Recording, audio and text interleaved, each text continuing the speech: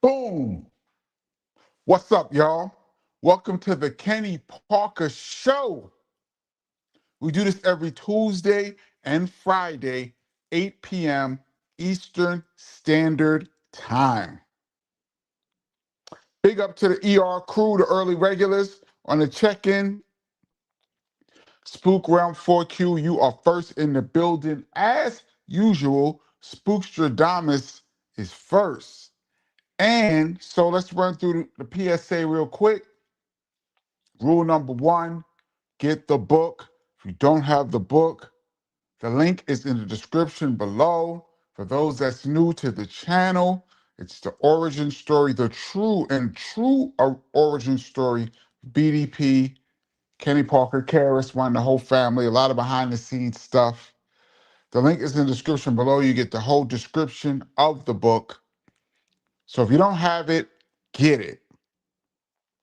Rule number two, please hit the like button if you get a chance. It helps the algorithm so we can bring more like-minded people into the chat.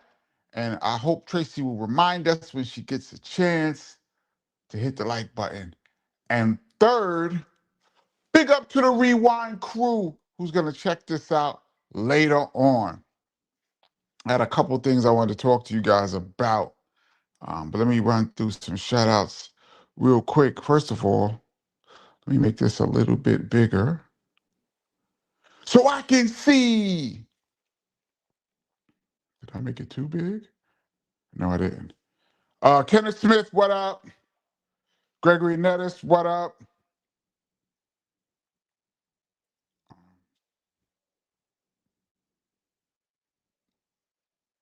Y'all talking about dinosaurs on here? Uh, DJ Q Storm, yeah. KDP, how's it been? It's been a minute. Back in the house with the Rewind crew. Big up to the Rewind crew. Yeah, I haven't seen you in a minute. Um, it's a little warm in here. Hold on, let me cut this air on, y'all. We try not to cut it on, but it's hot in her, so I'm gonna do it. Um, yes, Tracy, what up? Um, Tracy says hit the like. B-Ball Jones and what up?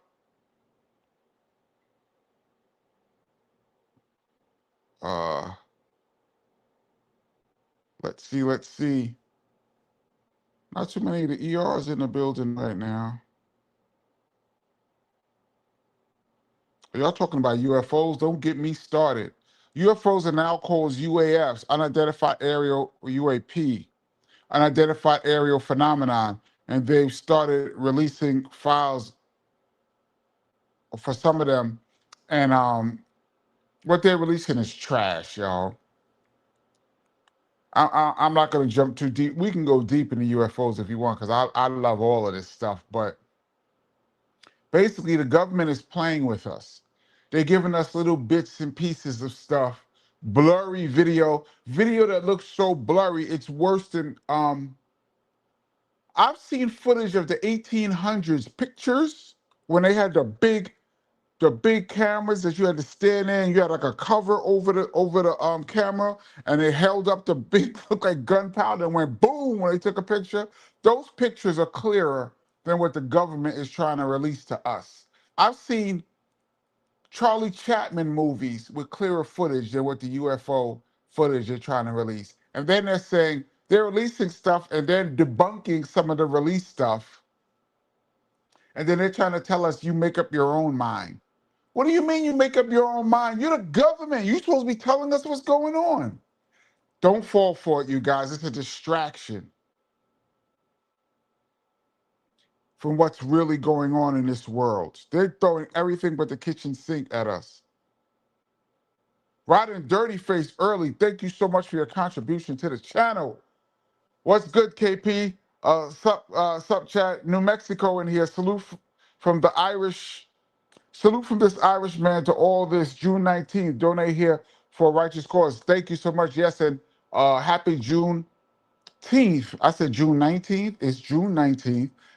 A happy Juneteenth to all that celebrate. Um, it just became a national holiday a few years ago, with a lot of historical uh, significance to African American people. Uh, so if you celebrate, big up. If you don't celebrate, you had a day off anyway, I guess. Thank you so much, Rod and Dirty Face, for your contribution. DJ Dominic, what up? PBB NYC, what up? KP, people are already talking about the Knicks repeat. What are the chances? I would love to see what Vegas is talking about. Considering the way too early, considering before free agency, we don't know who's going to move where. We don't know what key pieces of the Knicks they're going to be able to keep. Because there's 3 guys off the bench who are unrestricted free agents, 4 that they're going to have to take care of. But all things considered, let's say the league looks about what the league looks like right now, and everybody stays healthy. I see the Knicks as at least a Final Four team. I see them as probably right now the favorites to come out of the East. I would say, what's a Final Four team? 25% chance? I would say more than 2. I would say 40. A lot of things could happen. If Giannis goes to the Celtics, that could change the whole balance of the East. A lot of things could happen. But I'm saying the Knicks have a very good chance.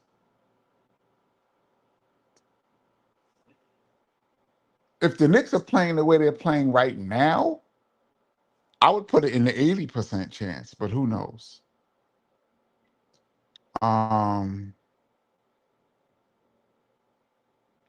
Does anyone else wonder, does KP read these later and laugh like, what the F are we talking about? Yes. The answer to that question is absolutely. Matter of fact, I've been thinking about it right now. What are you guys talking about? And sometimes, when I do the Benny Doyle scroll down and jump like 50 comments, then I'll jump in. I really see comments. I'm like, y'all must be talking about something. I have no idea. Somebody please fill me in. The great Silk Child, what up? What's good, KP? Much love, bro. Friday, y'all already hit the like, share, supporter brothers. Thank you so much. Ilroy the MC, what up? MK Ultra, what up? Let's see. Did you guys see that parade yesterday? Did you see the footage of the parade? They're saying it's the biggest parade ever in New York. 2 million people were at that parade that they counted at the parade. I was gonna go yesterday, but then I started thinking when I started seeing the rules, you couldn't bring a backpack, you couldn't bring an umbrella, you couldn't bring chairs, you couldn't bring like a whole host of stuff. Only thing you could bring was what fits in your pocket. Um, the gates opened at 6. People were camped out from the day before, but NYPD did a sweep at 2 a.m. and got rid of all the people who camped out all that time. They got rid of them. So you had to go and come back. They opened at 6. At 5 a.m., it was already packed. By 6:30, 2 million people were already in. They closed it at 6:30. They showed aerial footage. The amount of people who couldn't get in looked like how it looks at the New York when they do the ball drop at Times Square. That's how it looked of the people who were online that couldn't even get in. When I was seeing this, I was like, nah, I'm not going to be out there 5 a.m. and stand up for 6 hours. I can't do it.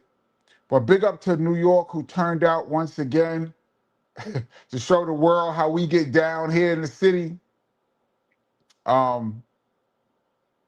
And that just caps off a spectacular NBA season, one of my favorites ever.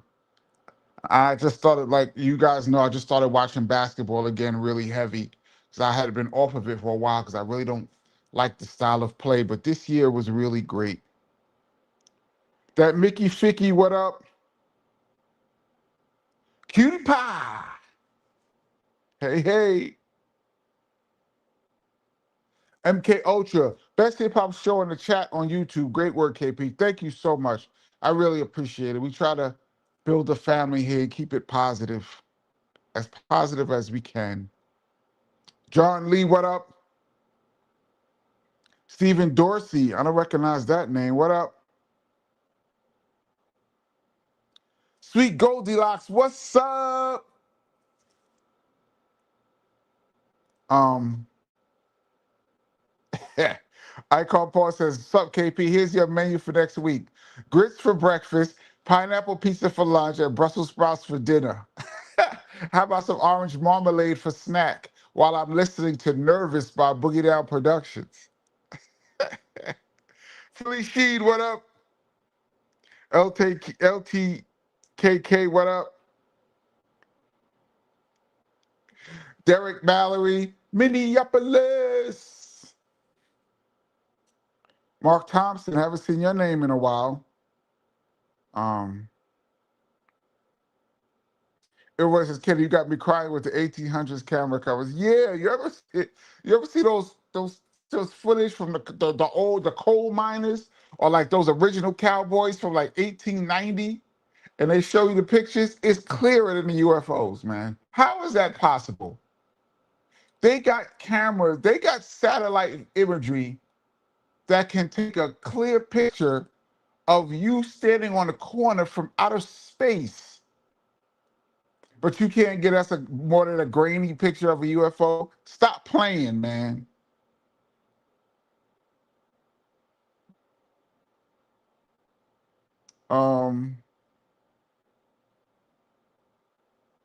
Gurky Nettis, you be coming with the most random. What's the best ice cream flavor? There's no such thing as best. But cookies and cream is a real problem for me, though. Hey, Snacks says, props to the hip hop historian and basketball knowledge master, DJ Kenny Parker. I would love to be both of those. I am not, but I aspire to be. Spook Realm says, KP's right, though. We've been getting everything except people going to jail for the Epstein fiasco. Yep. Which even that reveal was BS. But we've gotten wars, alien footage, JFK files released, all kind of UFC events, everything except what really supposed to happen. But I'm glad you guys on this channel are paying attention to. I'm not talking about what side of the political aisle you're on, but the overall sleight of hand and the narratives that are trying to be pushed on people. You know, I look at things like a magician. The magician's greatest trick is they show you one thing, the shiny object, while they're doing stuff with their other hand. They always show you a quarter, the shiny quarter, in one hand while they're really doing something over here. So you don't really see when they have the rabbit, when they pull the rabbit out, it looks like a trick because you're watching the quarter. What we're seeing now is the shiny quarter, y'all, but I'm trying to look at the other hand to see what's really going on. Don't fall for it, y'all.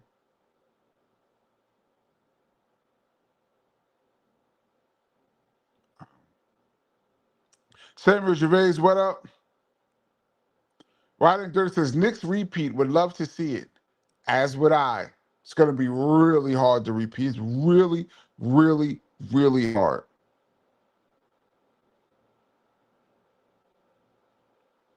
Detroit's still good too. Lots of variables. Detroit looks good.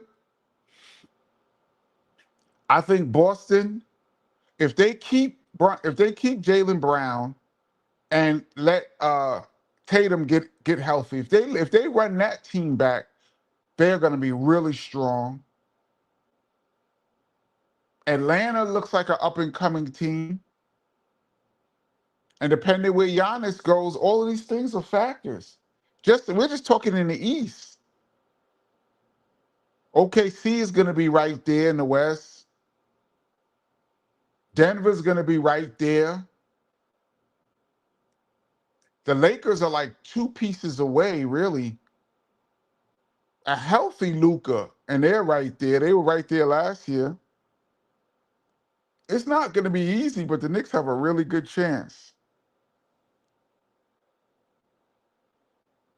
Um, I wanted to tell y'all this story real quick about what happened to me this morning, but I want to get some more chats. Shout out C-Mac, the cable guy. That was only if you went through a checkpoint. Yeah, to get, I mean, you mean the 2 million or all of the restrictions? There were people all up climbing up on the lampposts, climbing up on the dump trucks they had out there, the garbage trucks. People was out of control. New York looked crazy yesterday. Just how I like it. I love New York. That reminded me of the New York I grew up in, except I didn't want to be in it though. I watched it on TV.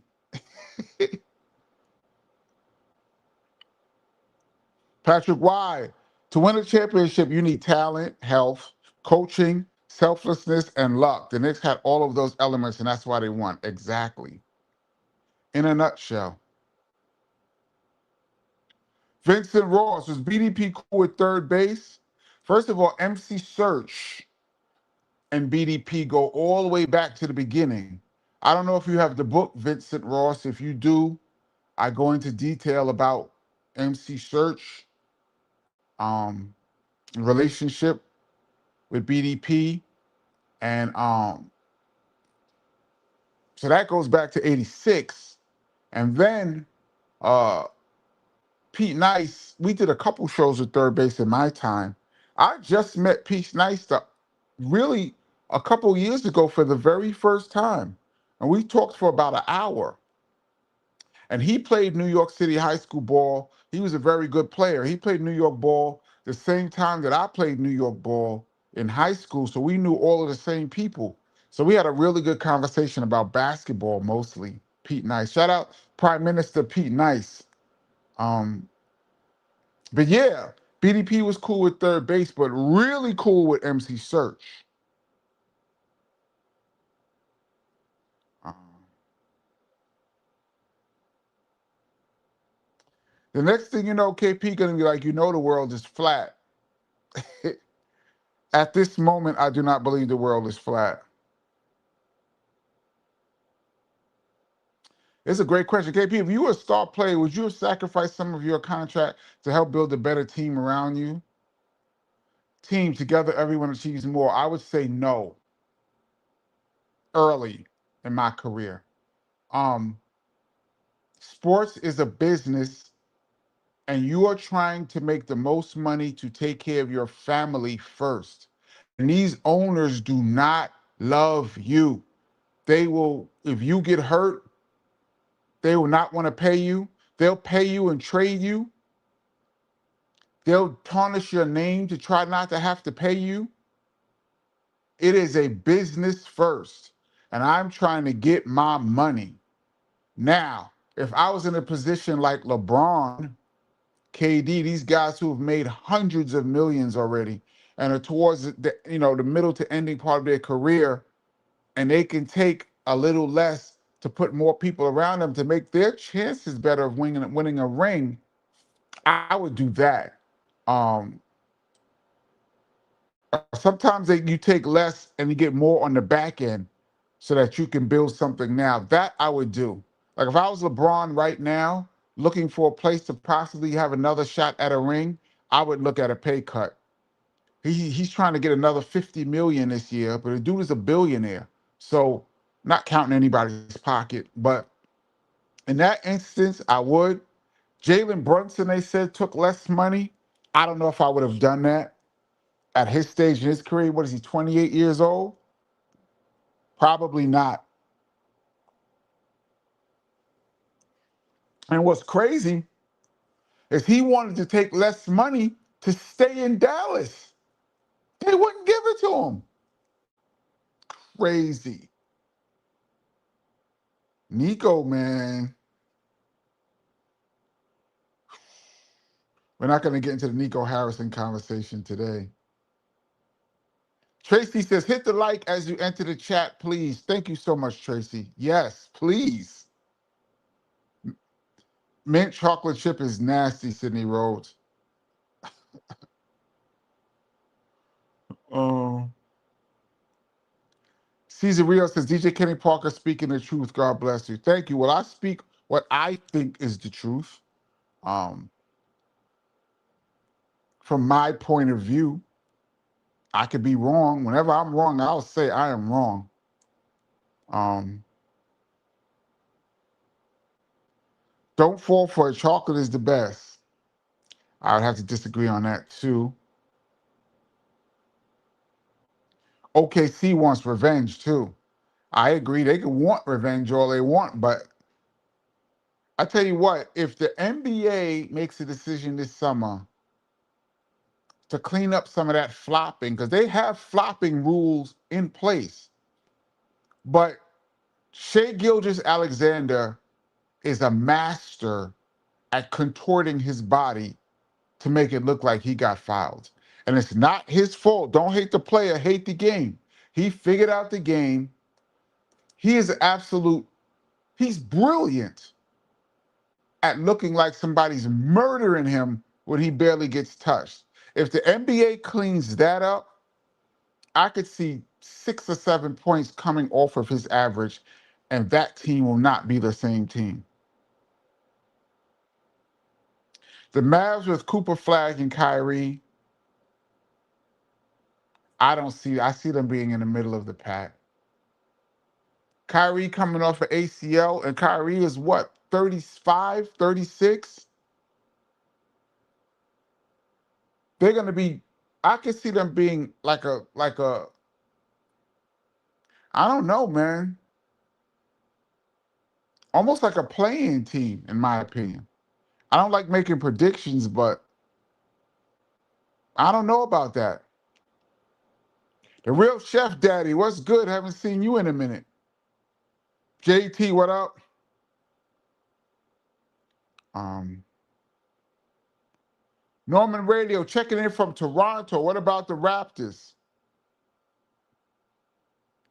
I don't know about the Raptors. I mean, I don't see them in the upper echelon of the East.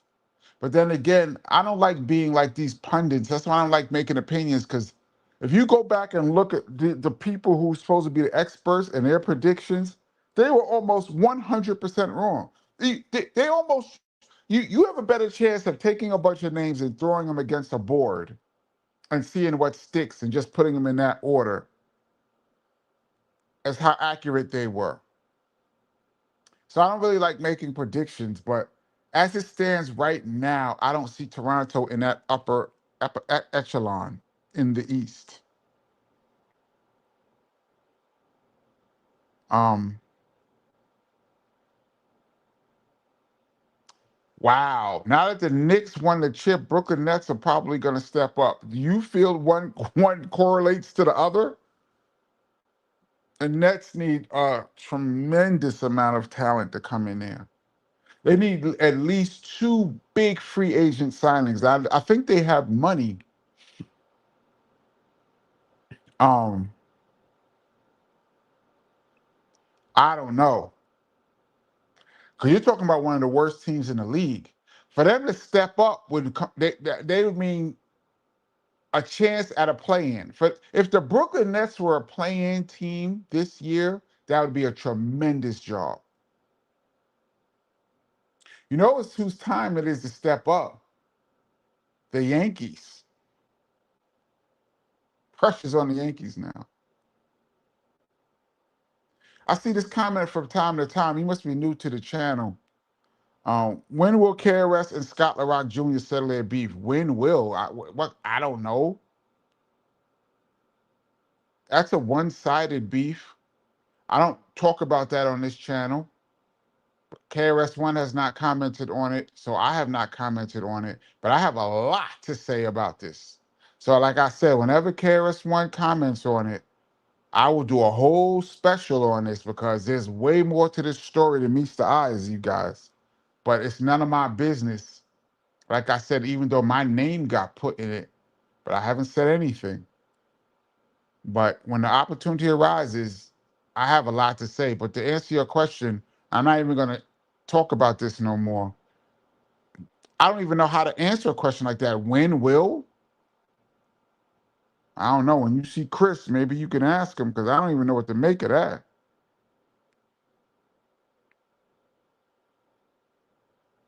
I've never even heard him talk about it.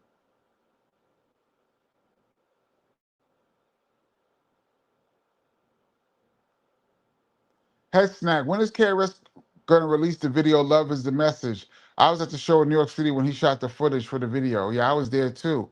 They've been shooting more footage. I don't know now because I'm not out there with him in Europe. I don't know the answer to that question. When I talk to him, I will try to get more information.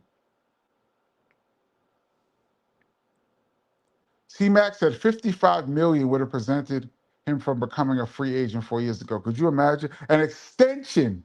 If they had just gave to do an extension, he would have stayed.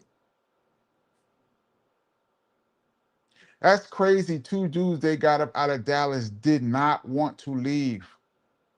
Brunson and Luca did not want to go. They left kicking and screaming, bro. I don't even know what to say sometimes. Um, yeah, Cree says, don't excuse Shy's participation in the flopping problem. He chooses it, bro. Yeah, but like I said, he chooses it, but it's not his fault. The NBA said they were going to clean up flopping, and I don't think they did a good job. And he gets these calls. Why stop? James Harden used to have this move where he drives to the lane and holds the ball out and sweeps it under people's hands and get the call. And he also used to do that same sweep under your hands and get 3 free throws. The NBA took that out, and it affected James Harden's whole game to me. So we'll see.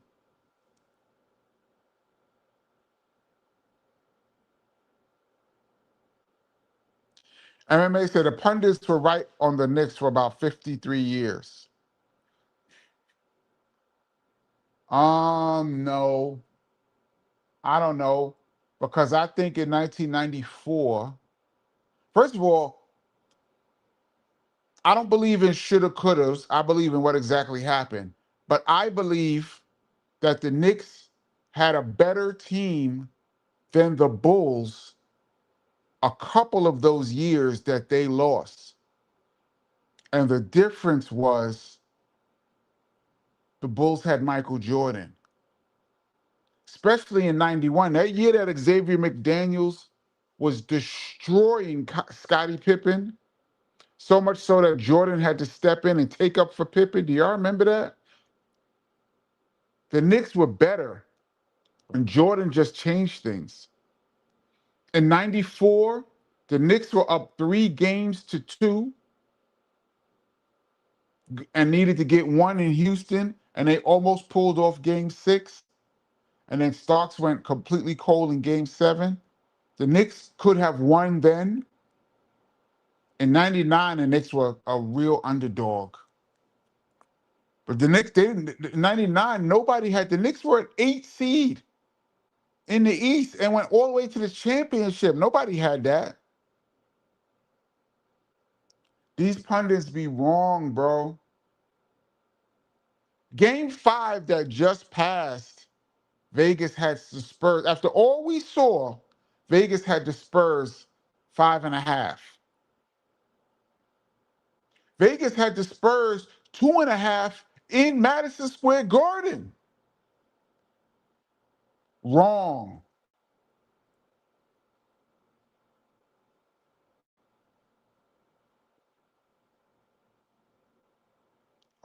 Let's see. I want to tell y'all this quick story what happened today, and it pertains to basketball. MK Ultra said, I would love to see Stephen A. Smith as a guest on the KP show. You know, and I try to be objective. on this channel. I think I could speak to just about anybody, but there's a few people that I really don't like. Hold on, y'all. Let me cut this AC down. I am not a fan of Stephen A. Smith. So much so that if he wanted to be on this show, I would decline. That's how much of a I am not a fan of his. For many, he's had so many takes that were so off the walls, and his attitude, there's no way.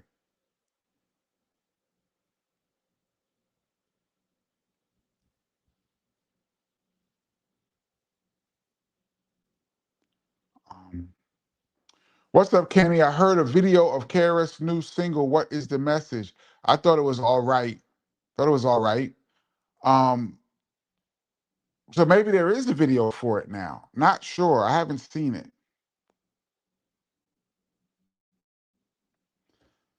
KP, what do you think the Knicks need to add to the team to stay ahead of the pack? Or do they stand put? I would stand put, but you always need to improve. Um, their bench played really, really well up until the last few games of this series. They were a little shaky, but um, they might let Clarkson walk. I might see what I could put there instead of Clarkson. The white kid, Kolak, I think his name is, I think he's really good. And I said before, I think he should leave the Knicks because I think he has a bigger role somewhere else. I watched him when Jalen Brunson was hurt. He played really, really well. But I would like to see him leave and the Knicks get something in that spot. And I'd like to see him go somewhere else and do better. So I think it would be a win-win for everybody if he stepped off. But you got to run it back with this team because chemistry is really funny. And all it takes is to subtract and add a couple pieces to mess it all up. So I would stand put.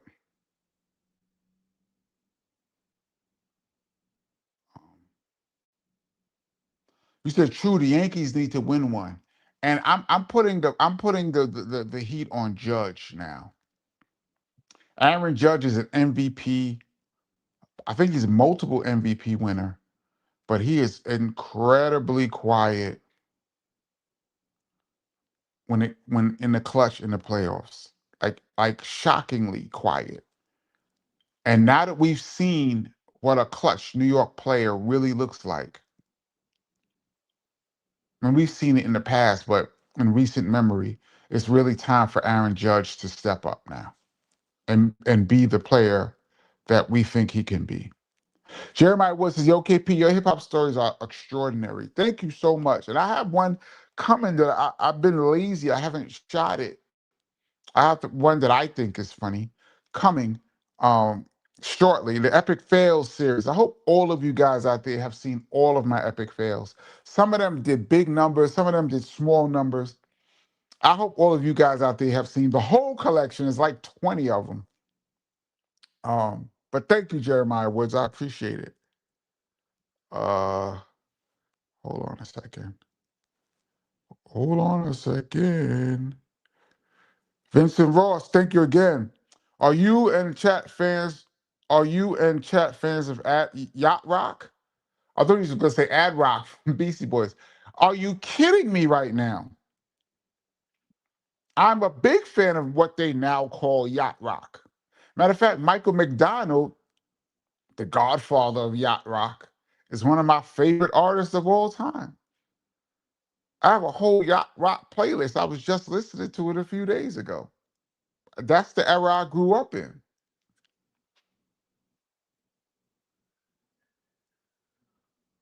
Mm. Don't let's don't start a Yacht Rock conversation, man. Don't do it. Latrice Waters said, I love Yacht Rock. See, y'all gonna make it happen. Let me cut this. I keep cutting the air back and forth because it gets cold and then it gets hot. and I can't really adjust it right now, so I'm just gonna stick with the cold. Let me scroll down. Let me tell y'all what happened to me this morning, real quick. Um, Remember Xavier McDaniel shut Pippen down? Hell yeah! Pippen was so scared that Michael Jordan jumped in between them, and then remember, there's a footage of Jordan and Xavier McDaniel like nose to nose, like forehead to forehead, and you could see Jordan go "fuck you" in Xavier McDaniel's face. That's because they had to pull Scotty away from him because Scotty was so scared of Xavier McDaniel. Xavier was destroying this dude.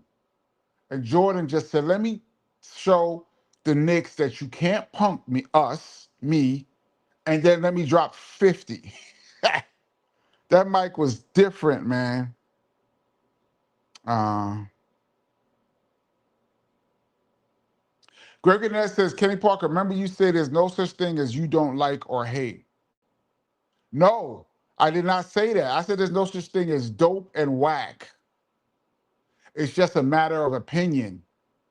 Everyone's entitled to their opinion, but when it comes to art, I said when it comes to art, now there's dope and whack shit in this world. I said when it comes to art, it's all subjective. So there's no such thing as what's better or worse or dope or whack. That's my stance. It's just opinions. Now, I have a right not to like things like Brussels sprouts. I would rather eat Brussels sprouts than talk to Stephen A. Smith. I do not care for him. I don't know the man. I've seen him once walking in the street in Manhattan. I don't know the man, but I don't care for him at all. No one likes Stephen A. I'm not sure how he even has a job because he pulls in numbers. It's all numbers, man. The loud people and people that cause controversy and stir up conflict get the most attention. That's why you look at the biggest podcasts out right now are people who's always in some beef and always got something to talk about other people, or people that have big guests, people that have a big machine behind them. Um, but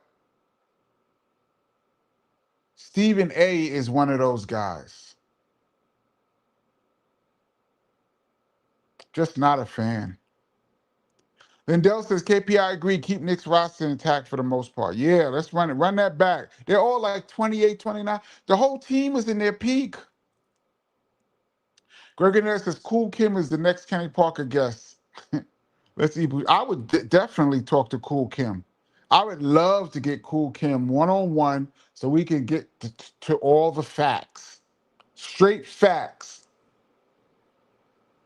No beef, no disrespect, just all facts. How did DJ Red Alert get the name Prop Master? I have no idea.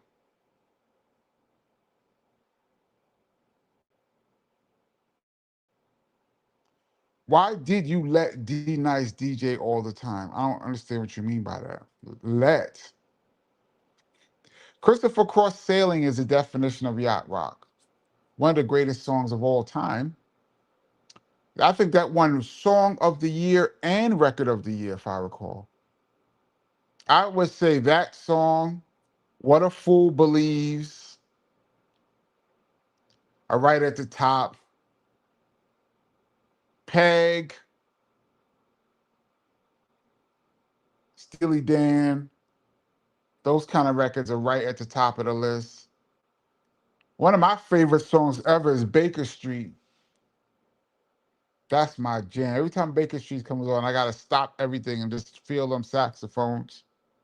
So let me tell y'all what happened this morning to me. So I'm outside.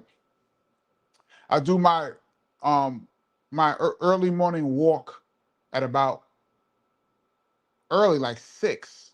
I'm up and I'm out. get my steps in. I'm walking in a park near where I live. I see, there's people jogging. It's about 6:30. I see people jogging. So I see a white guy, he's about 6'2", coming in my direction. And I'm like, I know this guy. I know this guy. He's jogging. I'm like, I know this guy. As he gets closer, and I see he had on like a sweatsuit, and on the shirt it said Arizona State.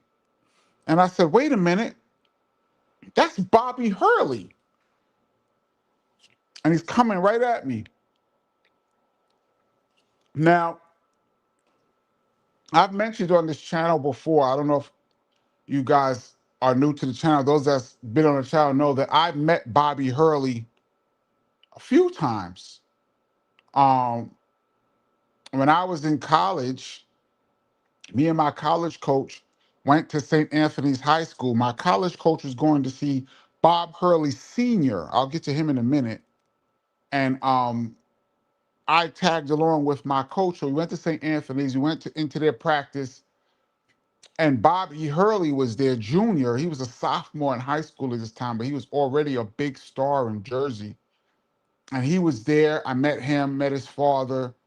And I remember Danny Hurley, who is now one of the top coaches in the country, big up Seton Hall, Seton Hall where he graduated from, and now he's a coach at UConn. He was a little kid. He had to be about 10 or 9, and he was dribbling around. And I remember the coaches were talking. I remember I was just like trying to steal a ball from him. He was like a little boy. I was just like messing with him, trying to steal a ball, and he was dribbling around. It was just like some fun.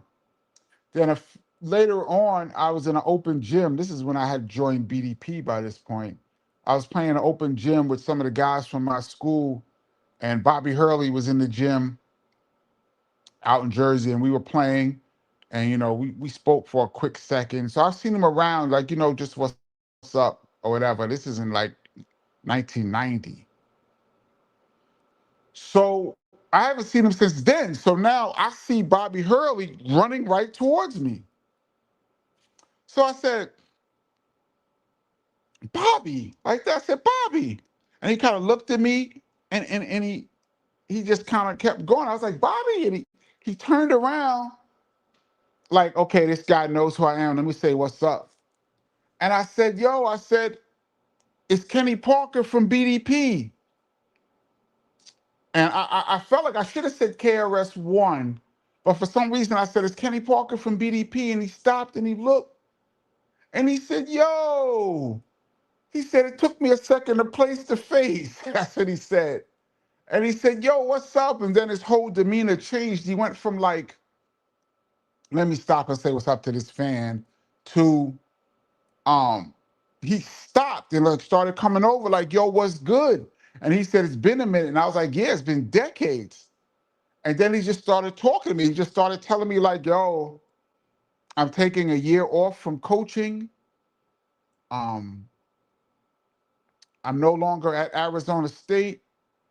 And I'm just gonna take a year off to get myself together, and then then go back out there. And I was like, oh wow. And I was like, you're still doing what you love, so it's great. I said, I called him a lifer. I said, you're a lifer, so you'll get right back in there. I said something like that to him, and he smiled.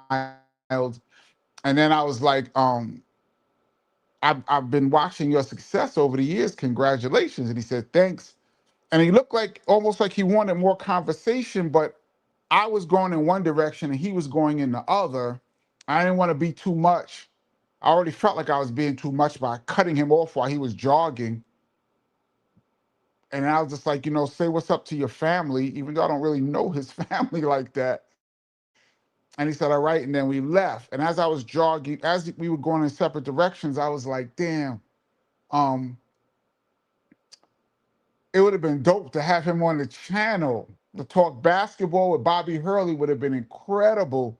And I was thinking, he has no idea how a gigantic Duke fan I am, going back to when Johnny Dawkins and Tommy Amaker and them were there in like '85. Duke, and I love that whole Duke run. I think was Duke the last team to go back-to-back champions in the NCAA? Somebody fact check for me. I believe in that 92 Duke team was the last team to go back-to-back. That team that had Grant Hill, Christian Laettner, Bobby Hurley. That was a legendary team. Um, and then I started thinking about his father. Now I've seen his father many times over the years, just in passing. And I always say, "How you doing, Coach Hurley?" And he always speaks to me. He looks like I'm tall, so he looks like I must have coached this kid, but I don't know. But he always says hello, and I say, "How you doing, Coach Hurley?" But I've mentioned on this channel that I have the utmost, and when I say utmost respect for Coach Bobby Hurley Sr., who's in the Basketball Hall of Fame. There's not that many high school coaches that's in the Basketball Hall of Fame. But you guys know that I went to St. Peter's University out here in Jersey City. And at that time, St. Anthony's was the #1 high school team in the country when Hurley and them was there. And I know, and I'm cool with multiple people on that team. And one of the guys that played with Hurley, I played with in college. So I know multiple people on his team and other people that played for St. Anthony's High School. So I feel like we have a lot of mutual friends. But his father has put so many kids in college that would have never had a chance. And for those of you that read my book, know how I feel about my high school coach, Coach Hartstein, who, if it wasn't for him, I wouldn't even be talking to you guys right now. And I look at Coach Hurley the same way, and all of the players that played under him speak the same way. And for those that's not familiar with Jersey City, there's a section it's right across the water from New York City. Sometimes they call it the sixth borough. It's literally closer to Manhattan than the Bronx, Queens, and most of Brooklyn. And but there's a part of Jersey City which is the absolute hood. If you was in they call it the Greenville section. If those that know Jersey City, if you was in this part of Jersey City, you'd be shocked. It looks like The Wire, the show The Wire from HBO. I'm very familiar with the Greenville section because I used to go down in there and play ball in the projects with people wilding. But I never had any problems in any hoods because BDP. We good in every hood. Um, I digress. But most of those kids have no chance to go to school. And it's just poverty and drugs and violence. And Coach Hurley has put so many kids in college. And I have the utmost respect for a person like that. And so I was thinking about that as I saw his son today, and the other son.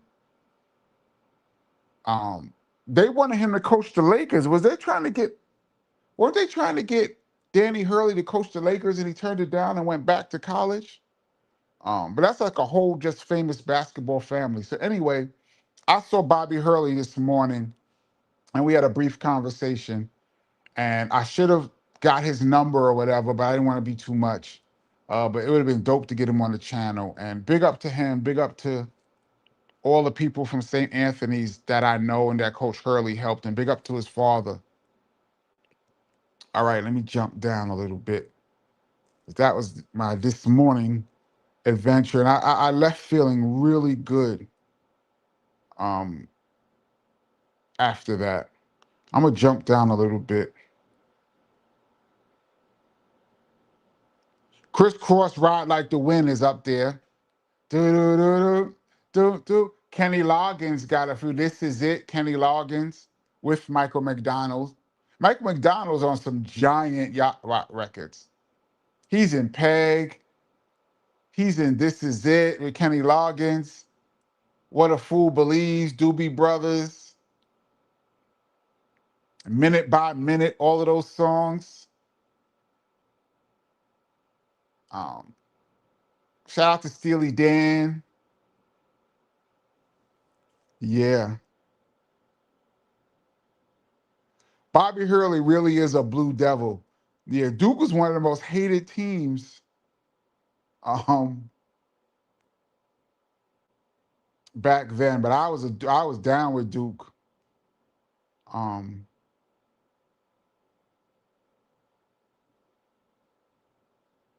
yeah, Duke 90 versus Georgia Tech, Bobby Hurley versus Kenny Anderson, ACC Classic. When Kenny Anderson gave him like three nasty behind, I think it was between the legs, behind the back, and then then the little push shot. Yeah, he gave Bobby Hurley everything. And I believe Bobby Hurley's freshman year, Duke went to the championship and got blown out by the running Rebels. That team was unstoppable. Larry Johnson, Plastic Man, Stacey Augman,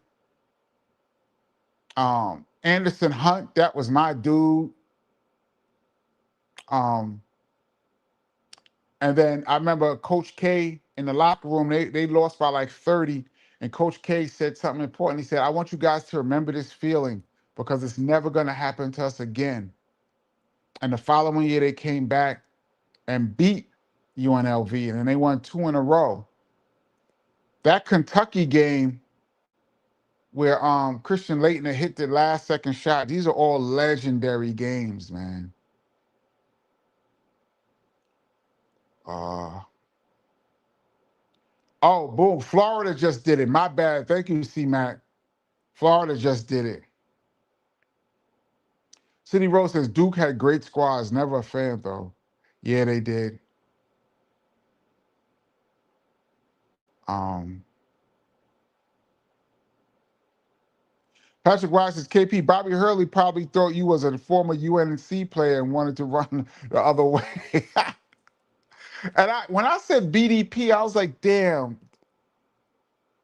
was he BDP? To say, I didn't say Boogie Down Productions, I didn't say KRS, I said BDP. Like, you have to really know hip hop, but like I knew him back then. Like, not that I knew him, but we was cool. You know what I mean? We had acquaintances, and we would speak when we saw each other. So, um, I said BDP, and he said yeah. So,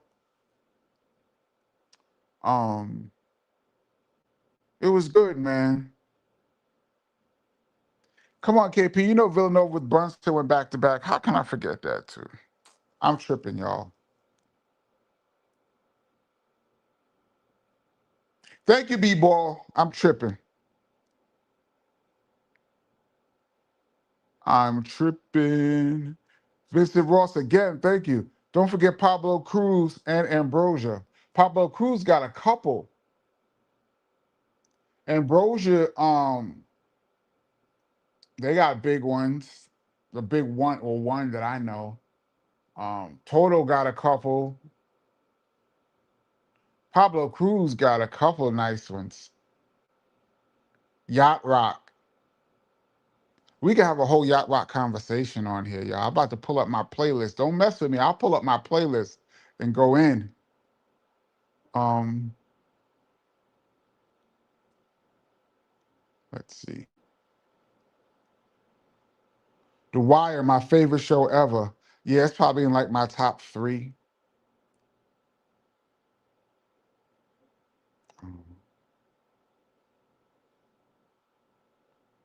let's see. Explicit Hip Hop, what up? The legendary Mather High School coach Morgan Wooten is in the Basketball Hall of Fame. Yes. It's not that many, though. I'm saying less than 10, might be less than 5, but maybe, I don't know, going back, 100 years, but there's not that many high school coaches in the Hall of Fame.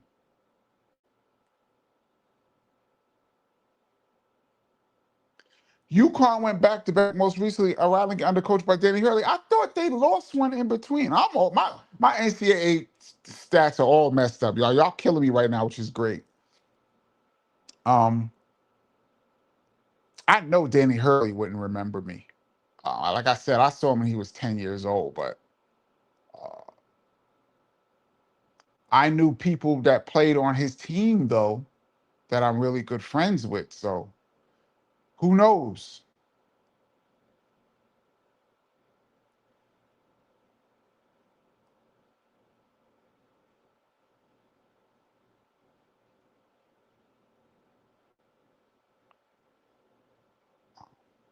B-Boy says, actually, I guess Villanova won with a UNC in the middle. My bad. Yeah, that's I thought I didn't know they won back to back, but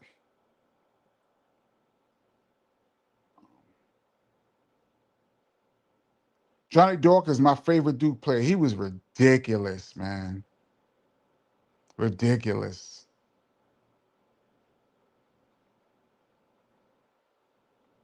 Um, Greg Annett says Phil Collins is a legend. After Michael Jackson, he's my favorite. Phil Collins is that's not even an argument. iHeartRadio has a station called Yacht Rock Radio. And it's funny, that term yacht rock is new. Um, that came out of nowhere. It wasn't called yacht rock before. I mean, it was like soft rock before.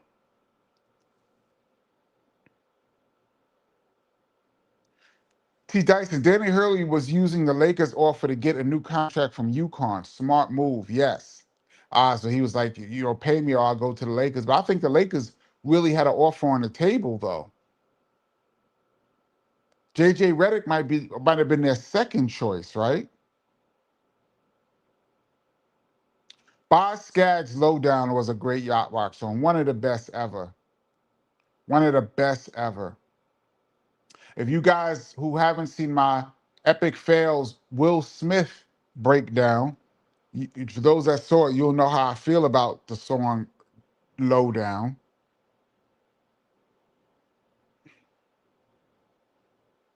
Latrice, I was wondering if Kenny Loggins was a yacht rocker, and he was. It's crazy how um they had back-to-back songs of the year, Kenny Loggins and Michael McDonald. What a Fool Believes was Michael McDonald. I believe Kenny Loggins had a hand in that. And then the following year, then they was like they won the Grammy, and it was like, we need to work again soon. And they was like, yeah. And some time passed, and they got hooked up again and made This Is It. And that won Song of the Year again. That was a great duo. Kenny Loggins he had a lot of hits in the 80s, man. Dick Vitale commentary made that Kenny Anderson crossover to Hurley special. Yeah. Dick Vitale, I miss those kind of guys, man.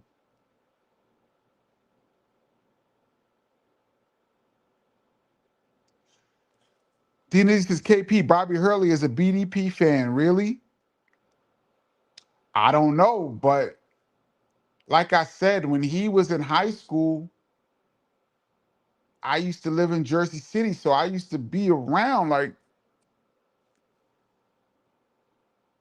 I played in the gym with him, and I know at least 5 guys that was on his team in high school that I'm cool with. So, people talk. When I saw him in 89, it was either 89 or 90. It was 90. When I saw him in 90, he knew who I was. Like, we were speaking, it was cool. I haven't seen him in 35 years. 36. Patrick Wise says, I have no respect for Morgan Wooten. He stole the MVP from Jordan in the 81 McDonald's game and made his player a co-MVP, Adrian Branch. Jordan scored 30 and his team won. You're right. Jordan scored the most points in the history of the McDonald All-American game up until that point and was co-MVP, I believe, right? Or not MVP at all. Yeah, that's whack.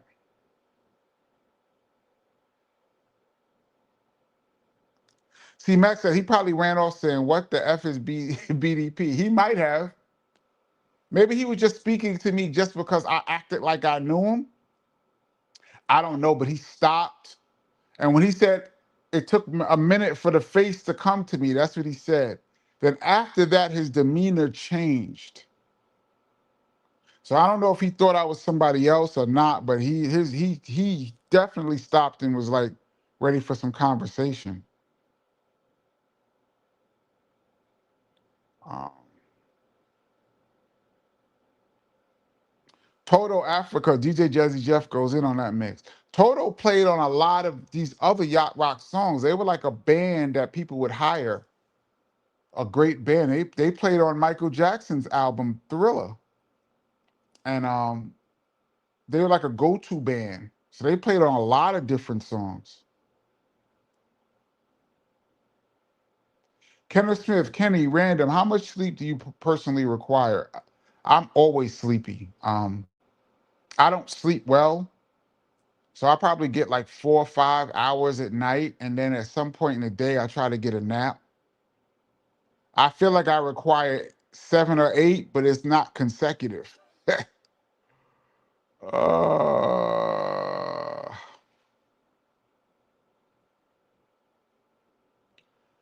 Toto did the song Georgie, I think it's called that. MC like Georgie Porgy. Yeah. Uh Georgie Porgy, pudding and pie, kiss the girls and make them cry. That was a dope. That was more like a R&B record that Toto went completely left and did that song. I believe the great Cheryl Lynn is singing on that record. Um, that was a big record on Black radio, Georgie Porgy. And it was sampled by a few people. Abel Valdez, what up? Bandor says, I just logged in and Kelly said Stacey Augman. Yeah.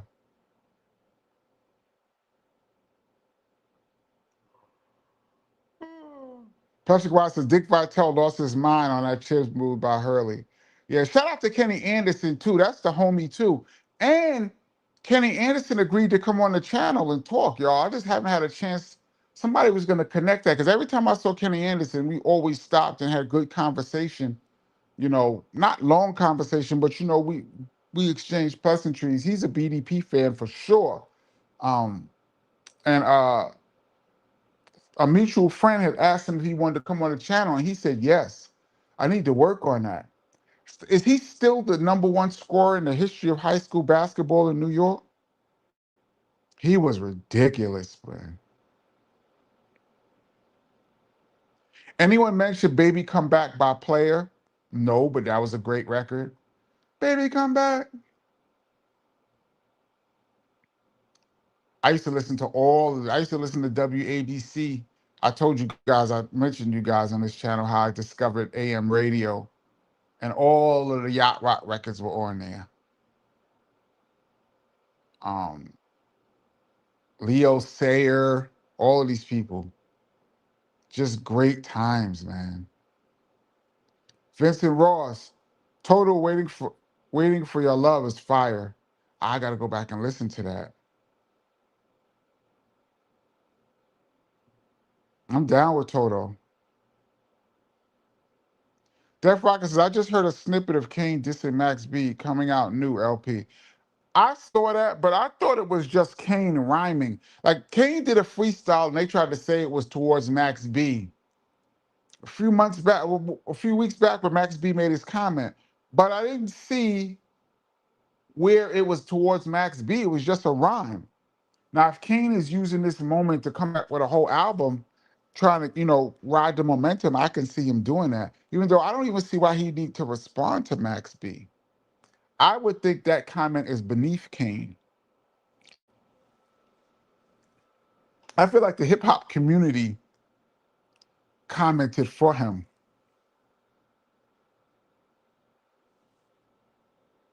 Um, Patrick Wise said the most excited Vitale got was Anderson's move on Hurley.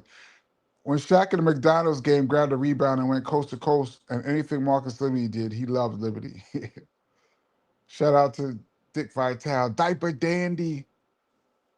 Yeah, that Kenny Anderson move was ridiculous at the time, man. Ridiculous. Let me scroll down a little bit. America, a horse with no name. That's a good song. That's a little bit older than the era, but that's a good song. A horse with no name. Mike McDonald and Patti LaBelle all on my own. I think that was a little after. I think Yacht Rock kind of ended in like 82. I think Donald Fagen, IGY, those kind of songs. Michael McDonald's, I keep forgetting. I think that was kind of like the end of the technically that era. And On My Own, Patti LaBelle was like a little after. It was a few years after that. That was a number one song too. I think that was Patty's only number one song. That was a great record. I think that would be considered a little bit afterwards though. PBB, KP, Boy George was huge in the 80s before it was cool to be gay. People really rarely mention him today. We was just talking about Boy George on Tuesday. I love Culture Club. I would love to meet Boy George. Would love to have him on the channel. You kidding me? Um, and like I said, and y'all were laughing at me on here. I didn't think Boy George was gay as a teenager. I just thought he was extra. I thought he was over the top, like being like everybody was almost androgynous, and he was just the next level of 80s extravaganza to me. Then it came out, no, that was really him. He was really gay singing about the drummer in the group. It was wild. Silk Child, once again, thank you so much for your contribution to the channel as usual, always. Kaz was on the Bigger Picture podcast this morning. Hip Hop High School coming in September. He also working on his documentary. Dope. I know Kaz does a hip hop tour where they get on the bus and they go around to different places in the Bronx, and he like shows people of the historic sites. Um, a hip hop high school. What is that gonna be like? Maybe I can speak it. Maybe I'll get a chance to speak there. uh, Not sure if this is purely rock yacht group, but the Eagles, I can tell you why, is a classic yacht rock song. I'm not sure if I know that one. I have to hear it.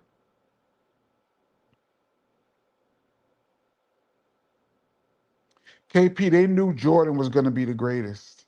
So they tried to hate on him as a freshman. No, I don't know if they, as a freshman, people at North Carolina was like, we had no idea Jordan was going to be this good. James Worthy said I was the best player for about 2 weeks, and they said they knew Jordan was going to be special. But even his freshman year, James Worthy and Sam Perkins were those dudes.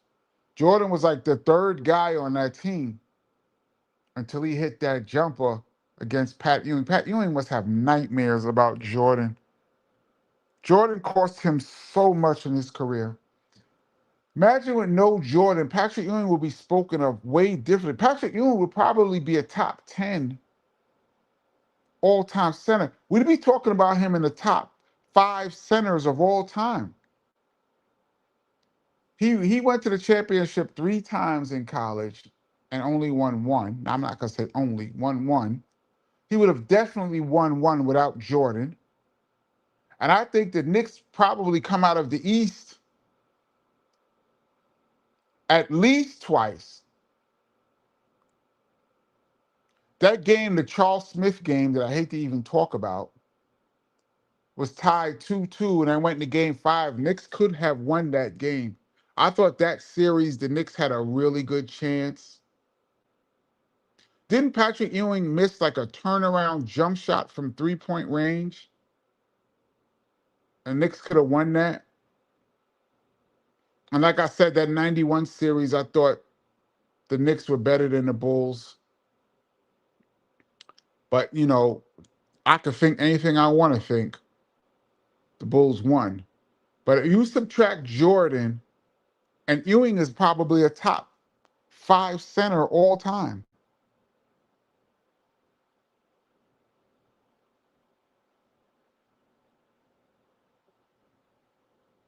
Um, Explicit said, the great thing about my BDP shirt is it says Boogie Down Production. So even if newer kids or outsiders look at the shirt, they understand it's a hip hop thing.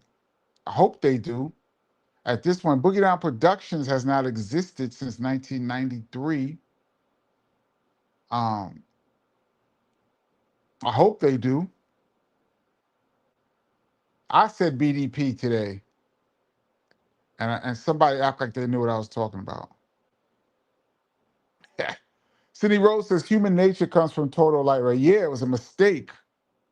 It's a mistake how that record got on the album. But yeah, that's a Total, one of the Total artists had that song.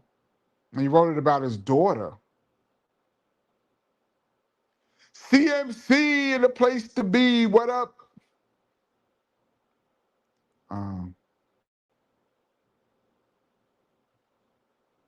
T. Dixon says Morgan Wooten took an undersized Mather team to New York to beat a Lou Alcindor-led Power High School, so he can't be underrated. No, we're not saying he's underrated. Patrick Wise says he hate him because of what he did to Jordan, but he's in the Basketball Hall of Fame. So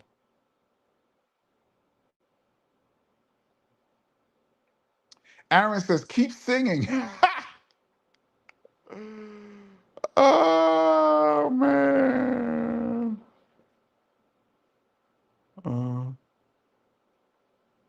Randall says, did he just say Kenny Anderson? Please get this on if you can. Yeah, I gotta work on that.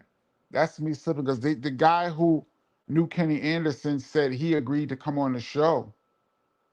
I don't think he ever passed off the number though. I would love to talk to Kenny A, man. I used to see him in the clubs. He got his hangout on. Um, one of the greatest guards ever out of New York City. Like I said, he broke, speaking of Lou Alcindor, aka Kareem Abdul-Jabbar, I believe he broke his high school record. As I said, Kenny Anderson was the leading high school scorer of all time in New York at one point. I don't know if that got broken. And he was an all-star with the Nets. He has a great story. His handle was crazy, man. Patrick White said 77 ABC was definitely Yacht Rock Radio. Yes. Harry Harrison was the man. Yes. I was listening to that every day. KF, don't forget Captain and Tennille. Would that be considered yacht rock? You know, I love Captain and Tennille. A few years back, maybe 10 years ago, I posted on Facebook that I saw the Captain and Tennille was getting a divorce. I was like, how is this possible? How can you destroy my childhood like this? The Captain and Tennille can't get a divorce. You know what's my real jam from Captain and Tennille on the low? Muskrat Love. For those that know that song. Uh, I used to listen to Light FM, New York City. Remember that? I think it's still alive, right? Still around. That was the number one station in New York for decades. No station could pass Light FM. But mainly because they were on in the daytime in everybody's office in the city. Light FM sets the tone. I remember even when Hot 97 was at its peak in New York, it was the number 2 station behind Light FM. Light FM was number 1.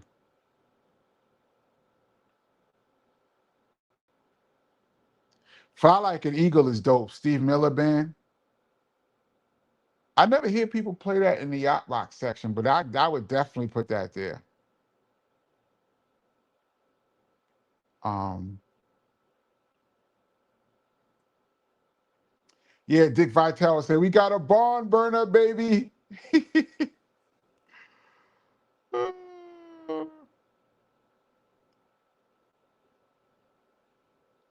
um,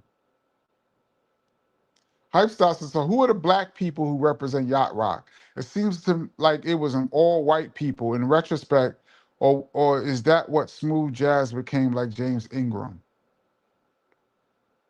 I'd imagine so, but yacht rock was like soft rock, which was mostly white.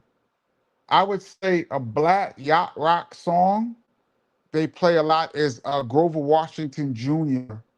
Just the two of us is always when they when you put the yacht rock section on Spotify or iHeart or whatever. Just the two of us will come on.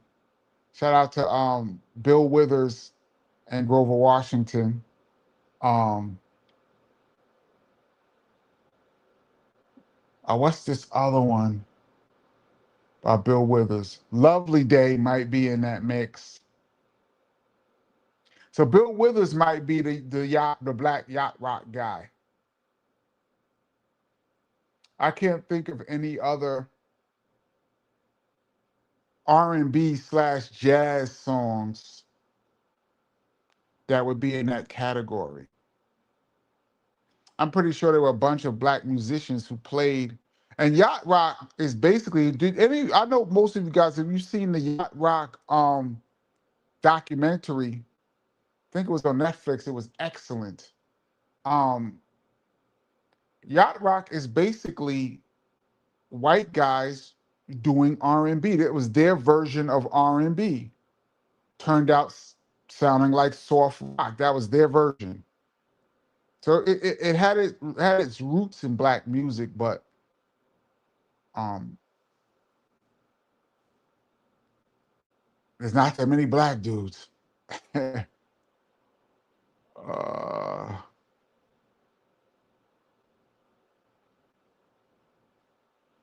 let's see, where am I? How far behind am I? Not very. Oh shoot, I'm almost in real time. Or did this just jump? I know it jumped. I just lost a lot of comments. I thought I was doing good, but Doobie Brothers Taking It to the Streets, great song. Doobie Brothers in general. KP AC/DC Back in Black was sampled by BDP for Dope Beat. But since nothing was ever cleared back in that day, I will have to say, Isaiah, that's allegedly.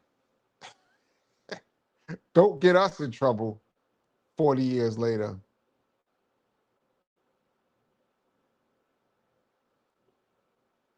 Um,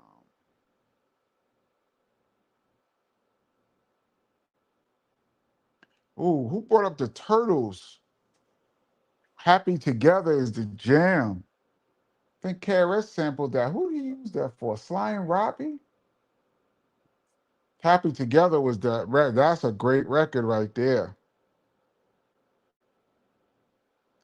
Nobody Beats the Biz used Fly Like an Eagle sample. Yeah, shout out to Steve Miller Band. Bill Withers, Grandma's Hand. Yeah, so child, that was the sample for No Diggity, right? George Benson, Turn Your Love Around might be qualified for yacht rock. It has that smooth feel. First of all, George Benson again is one of my favorite artists of all time. I would say the instrumental stuff he had, like Breezing and stuff, would be considered yacht. That instrumental album, I think it was 76. Was it called Breezing? The one that won the Grammy. That whole album would be I could see on yacht rock, but like this Masquerade and all that stuff. Turn Your Love Around is borderline to me.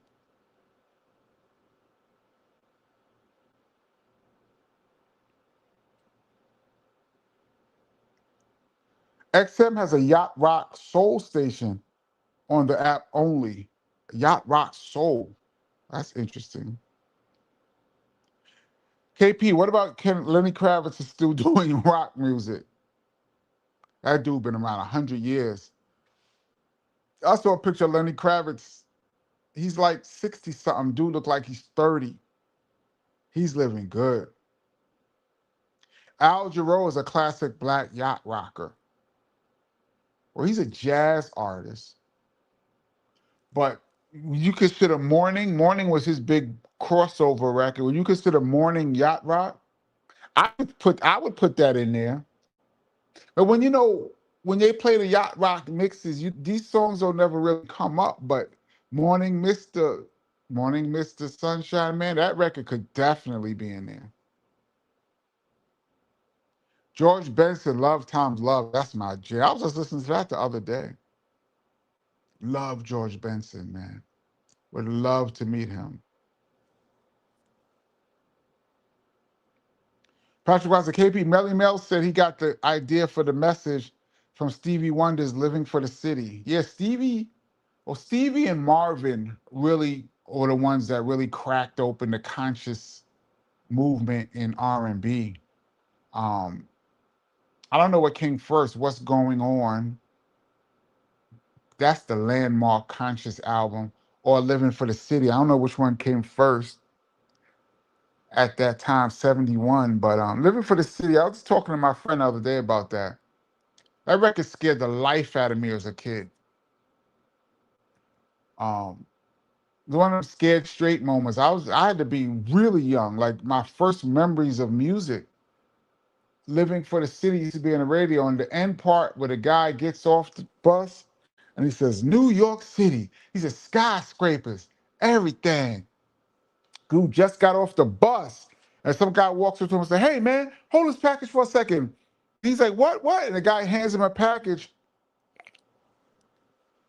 And then it's a skit at the end of the record. And then the guy hands him the package and the police runs up on him. And the next thing you know, he's in court and they gave him 10 years.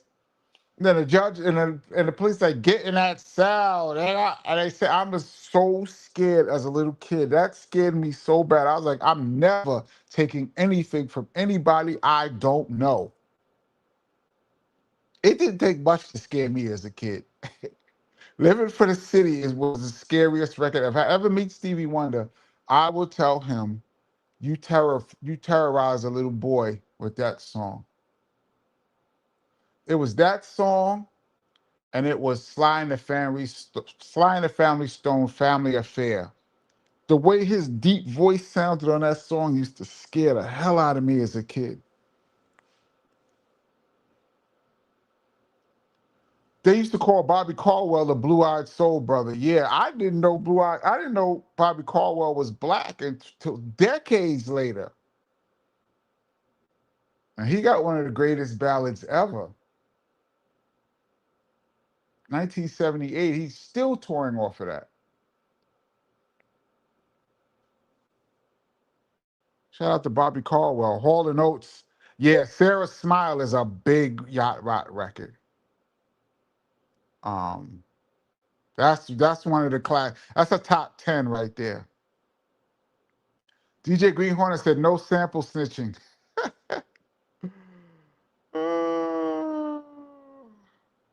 The Foundation, So Happy, or the Monkees? I'd have to hear the Foundation. I don't remember that, but I'm going with the Monkees.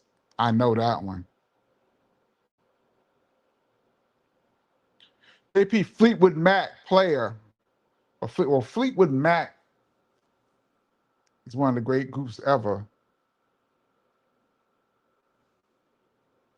KP, remember when the Doobie Brothers appeared on What's Happening? Vaguely.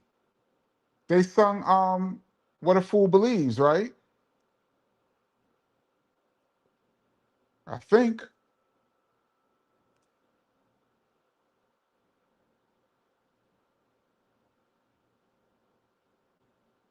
Sick Child, thank you so much, Silk Child. Marvin Gaye, T Plays the Cool is one of the domestic jazz instrumental joints ever. Quite a few people sampled and spit on that joint. Yeah, hell yeah. I think Jazzy Jeff and the Fresh Prince was the first ones to crack that off. How great was Marvin Gaye? We could do a whole hour on that guy. They call him the master. I consider him the greatest pure R&B artist that ever lived. Easily. Um,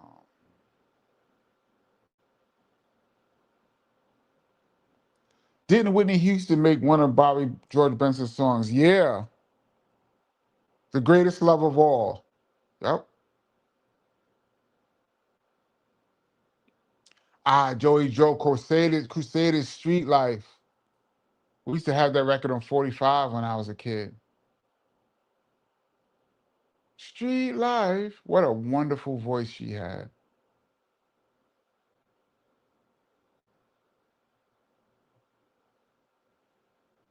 JD said definitely not George Benson. He's a jazz guitarist, self-proclaimed, that made some R&B. Well, he made more than some R&B.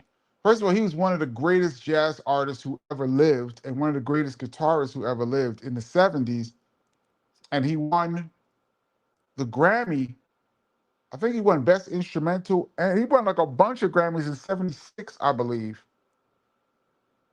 And then he went into R&B. He like disappeared and came back as an R&B singer and did a bunch of R&B records. He didn't just do some R&B. He probably had 6 or 7 big R&B records. He was an R&B singer in the '80s. He was a jazz singer in the '70s, in my opinion.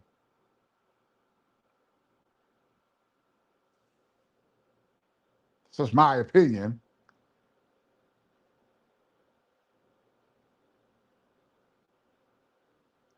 Um, yeah, Bobby Caldwell died in like 2024. Yeah, he just died.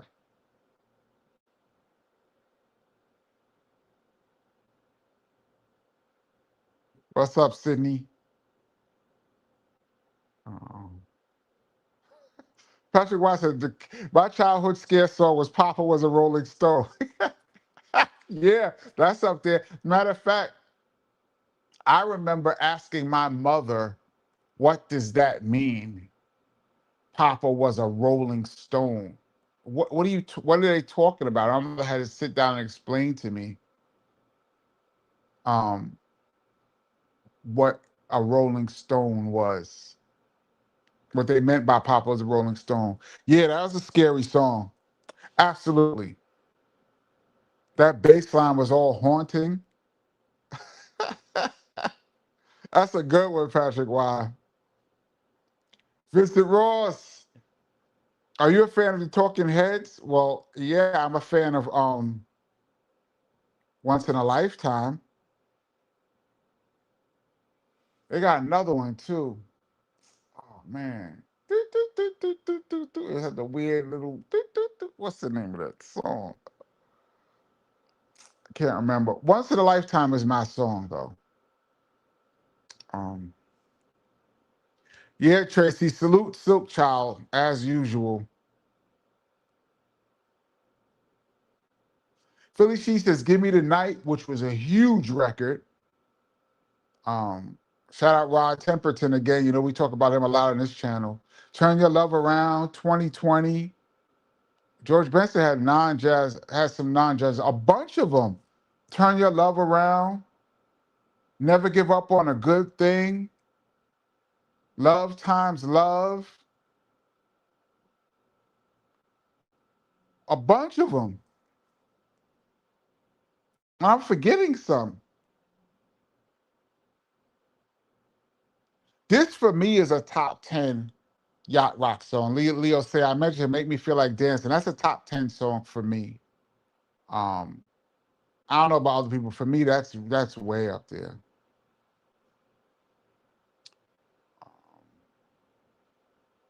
Let me go back a little. Rasmel says, same here, Ken. I didn't find out Bobby Caldwell was white until 27. I've been hearing that song since I was 10. Me too. Me too.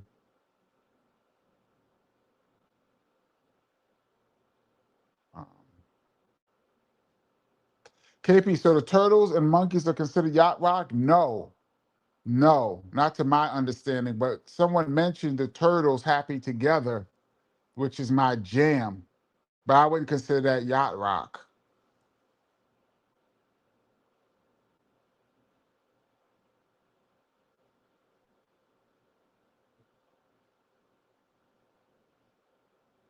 Um, Yeah, Jason, Turtle and Monkeys aren't really yacht rock. It's late 70s, early 80s. Yeah, it's that period. Probably from like 77, 76, 77, maybe until like 82. I think 82 was like the cutoff.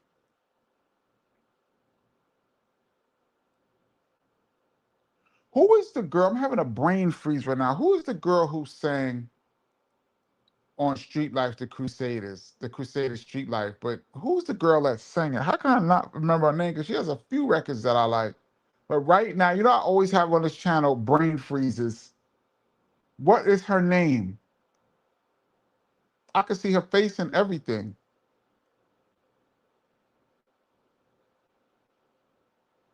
Mhm. Here it is. Randy Crawford. You got to hear her sing Rainy Night in Georgia. Of course I did. And you got to hear her sing Knock, Knock, Knocking on Heaven's Door, too. What an um, absolutely incredible singer. Randy Crawford. Damn, I could not get that out. JT says, KP, no argument for me on George Benson. He is a great artist who made great music. Absolutely. It's just how he transformed. He went from straight jazz to straight R&B. Gave himself another 5, 6, 7 years of hits, like a whole new life. This Masquerade is the jam, though. And Breezing, Nature Boy.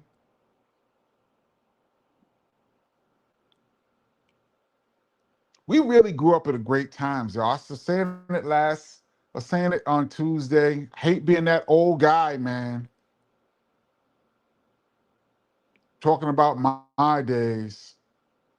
But yo, we really grew up in some great times. City Rose says Randy Crawford vocals on Crusade this year. Yeah, thank you. I could not get that out, man. um, let's see.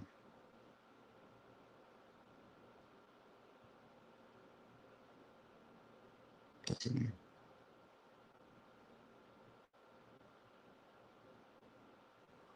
George Benson started out like Wes Montgomery, great jazz guitarist. Yeah, and plus he can mimic the jazz. He mimic his voice and the guitar at the same time. So he's singing and playing at the same time, making it sound um like two instruments meshed into one.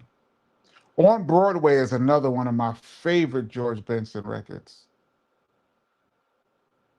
And I didn't know that was a cover. And he had Everything Must Change. Dude was great, great, great. We grew up in great times, y'all. Great times.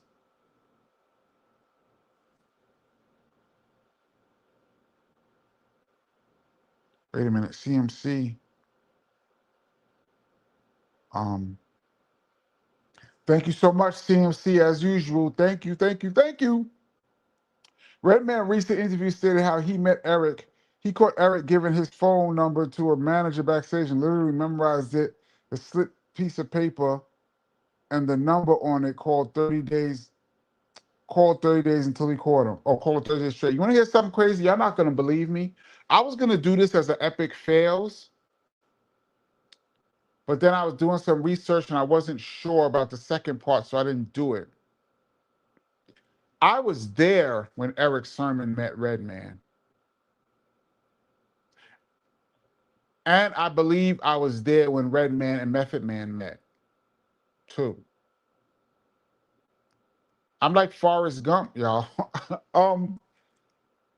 This show that Redman met Eric Sermon was at a place called Club Sensations. For those that have my book, know that I used to be in Club Sensations every week. It was in Newark, New Jersey. And me and some friends from college went to Heather B might have been with us because the group that was supposed to perform was MC Light. And yeah, Heather was there. It was a bunch of us went to this club. Heather B was with me. I was still in school at this point. And MC Light was supposed to perform because we used to like MC Light a lot. And she used to have this song called Hot Damn Ho, Shut the F Up, going to Antoinette. And I used to listen to that whole MC Light album. We used to kill that. So she was performing at Sensation. So I remember I went, and I had just met MC Light maybe a couple weeks earlier at the Self Destruction. She was at the studio. This part, all this is in the book, y'all. She was in the studio doing Self Destruction, and I came to hang out with Chris, and Light was there, and I met her, and she right after she recorded her vocals for Self Destruction. So a few weeks later, she's performing in Newark, New Jersey, and I went. And when I went into the backstage of the dress room, when I walked in, Light wasn't there. It was EPMD. And I remember I walked in, I didn't know them. And I walked in, I said, oh, my bad. I was like, I was looking for Light. And I remember it was funny because they was like, nah, Light's not performing tonight. We're performing. And we went, oh, like that. Like, damn. Like, we don't want EPMD. We want Light. But it wasn't that because we loved EPMD. It was just that we wanted to hear her do this song. So, and I was like, not like that. I told her, I said, not like that. We were just looking for Light. And I remember in the dressing room was Case Solo. And I remember he had that knick-knack paddywhack song with EPMD. And I remember me and my friends was going, yo, that's Case Solo right there. And we was like, yo, we was excited. And so we left. Now, I don't remember Redman rhyming, but he brought up that night because he also said it was supposed to be MC Light and EPMD was there. And they brought people on stage, and he was one of the people. He came up there and killed it. And that's how, and he met Eric, and they made the connect. So now, I don't remember Redman that night, but I was in the crowd for that show. Fast forward a few years later, now I'm super cool with Reggie. This is in like 94. And I was looking up how Redman and Method Man met. And I saw a different story which contrasted with my story. But there was a party for Cypress Hill. They had just dropped a new album. It was at Sony Studios. And I was, y'all know I was everywhere. I was at the party, and here comes Reggie, and we started talking. So now me and Redman are talking. And on this side, here comes Method Man. This is when Meth's album had probably just came out. Bring the Pain was out. I don't even think You All I Need was out. So it was Bring the Pain, Method Man. He was coming with a representative from Def Jam. He was coming this way, and Redman was standing there talking to me. And when they got to me, where we were, the executive from Def Jam actually almost introduced. He's like, yo, Redman, Method Man. Like, they introduced. And I remember one of them, I can't remember which one, said, yo, I like your shit. And then the other one said, yo, I like your shit. Like that. I remember that clearly. And I'm thinking to myself, oh shit, this is like a moment right here.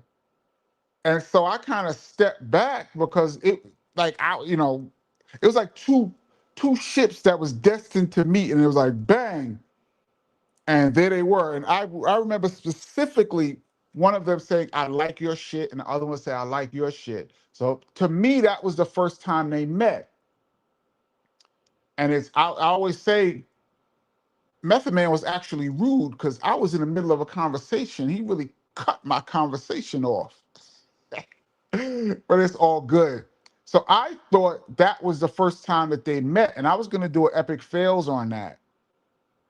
Just tell that story. But then I went and did some research, and I was like, how did they meet? And then Eric started saying they met on the road at some crisscross event or something like that. And I was like, did he mean, he said crisscross, did he mean the Cypress Hill party? I'm not sure, but he said crisscross, so I wasn't sure. So I didn't want to say I was there when they met.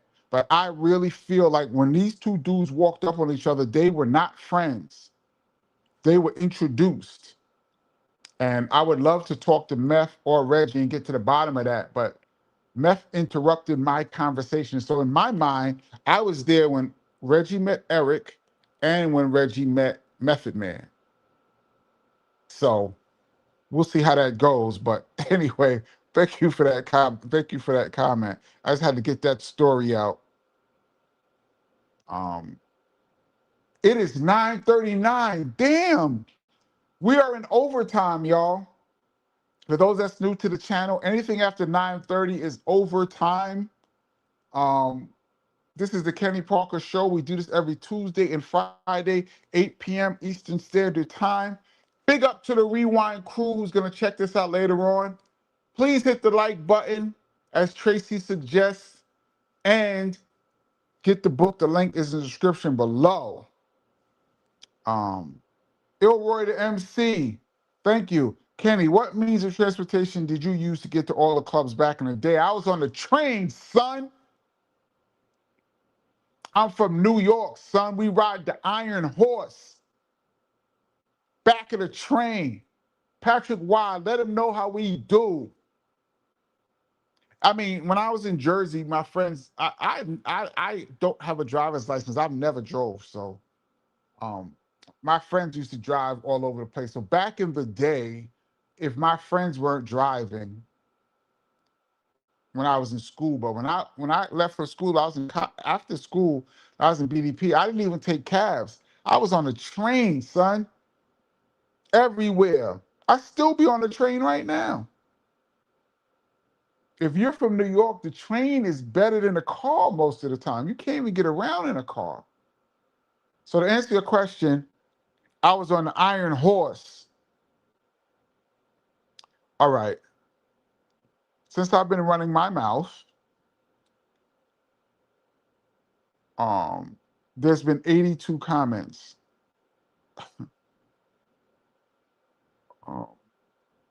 Hold on. Takashi Mandela, thank you so much. As usual, few of you guys who donate, you guys are regular donators. I just want you to know from the bottom of my heart, I really, really appreciate you guys. Takashi been there since day one. DJ Kenny Parker, peace, my brother, peace. My childhood scare song was Diary of a Madman by the Gravediggers. I used to run out of the room.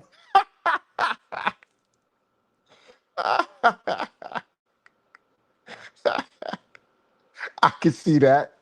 They were trying to scare people, though. I don't even know if that counts.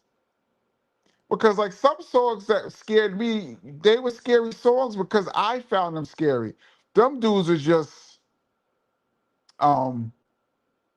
going for it.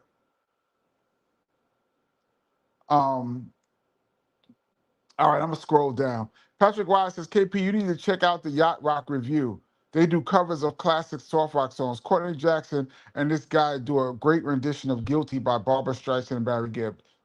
Probably my favorite Barbra Streisand song ever. Is Guilty Yacht Rock or is that like a ballad? Love that song though. Shout out to Barbra Streisand from Brooklyn. Patrick Wise says, never saw Redman and K Solo in the same room. I have. I've seen them do the Headbanger once. Redman used to DJ for K Solo. I told y'all that story how Redman stole my headphones. I should do an epic fail on that. I got a whole Redman. I could do a whole Redman epic fail. I got at least 5 or 6 funny Redman stories. But yeah, I've seen Redman and K Solo, but at this point, K Solo was super brand new. Redman wasn't even out.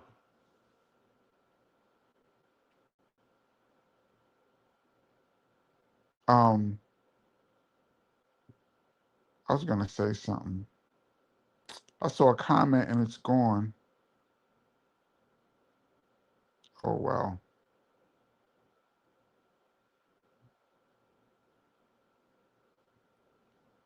All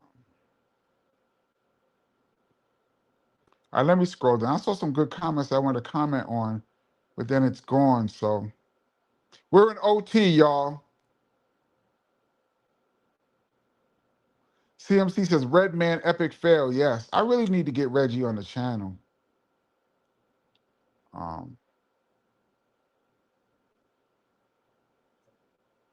Let me scroll up. I missed 82 comments while I was telling y'all that Redman story.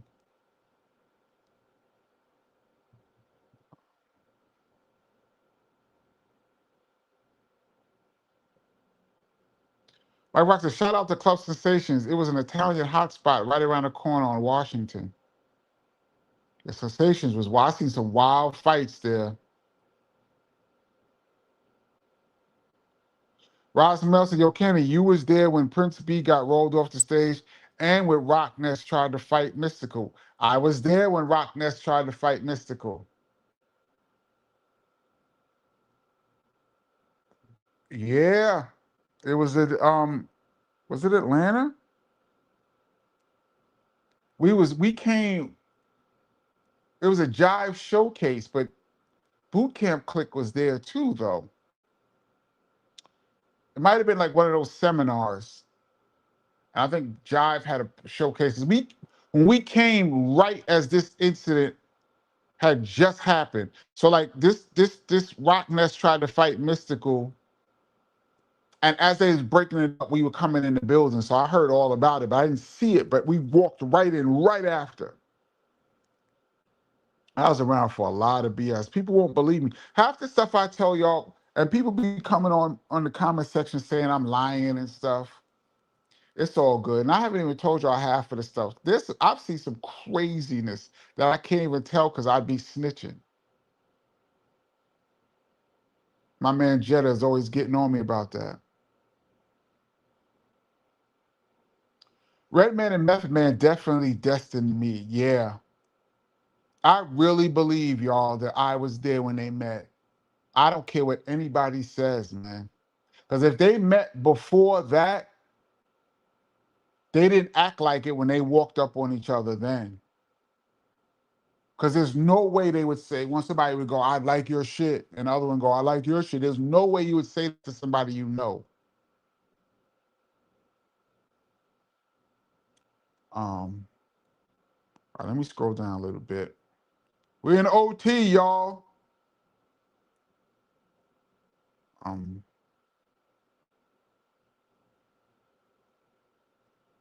Patrick Wise says, now I drive everywhere. Sorry, can't do the Iron Horse or public transportation anymore. I get you, Patrick Wise, but there was a time, Patrick Wise, where I know you was down because you from the Bronx. You had to do those long train rides on the 2 or the 6. What were you, the two line or the 6 line?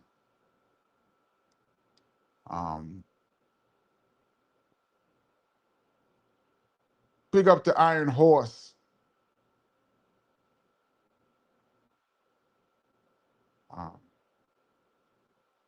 I'm at the bottom, y'all. Oh, yeah, Joey Joseph, I'm sorry, but you'll never see me skydiving or bungee jumping. Did y'all see that? A girl was bungee jumping. I forgot what country she was in, and her boyfriend or husband was filming, and they forgot to put the bungee on her foot. The bungee, you can see the bungee laying on the floor. And they picked her up and threw her off the ledge without the bungee on her foot. I couldn't imagine seeing that happen to my wife. I couldn't imagine filming that happen. I couldn't imagine what her last thoughts were. What a tragedy, but you will never, ever see me doing something like that either. CMC says, Rockness, what? Yeah, the story, how I understand it, I would love to get Rockness to elaborate. Was that Mystical was going around talking about his name and his crew was called the Boot Camp Clique. I've got my Boot Camp Clique, man, the Boot Camp Clique and the Boot Camp Clique, because he was from, I think he served in Desert Storm. So he was the Boot Camp Clique. But now the Boot Camp Clique from New York took offense to that.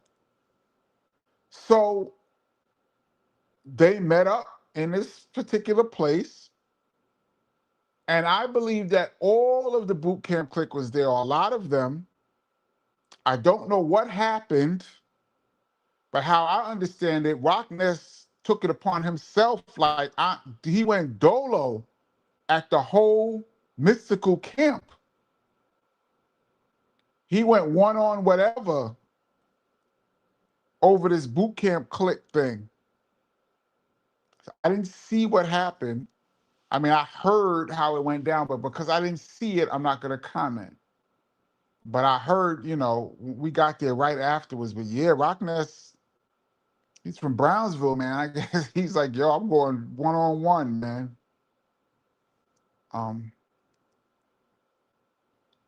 we got another Chizat. JT, thank you so much. We need to do a KP Club special. You could take us through the top clubs, where they are, what were the jams, which artists were there, who got punked. That would be dope. From my perspective, I wouldn't say who got punked. I wouldn't rat. I wouldn't do the negative part, but I would definitely love to do that. I got my hangout on, y'all. Keem 808. I don't recognize your name. Are you new to the channel? Thank you so much for your contribution. Thank you, thank you, thank you. So, did you ever meet Malik B from the Roots? Not to my knowledge. I've said before on this channel, I've met bunches of people who I thought I hadn't met before, and then they always bring up how they met us or did shows with us or met us way back in the day.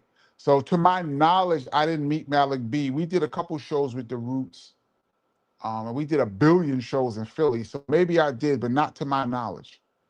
Also, did you peep the Raw Underground Malik B is the Roots short documentary? It's on YouTube. No.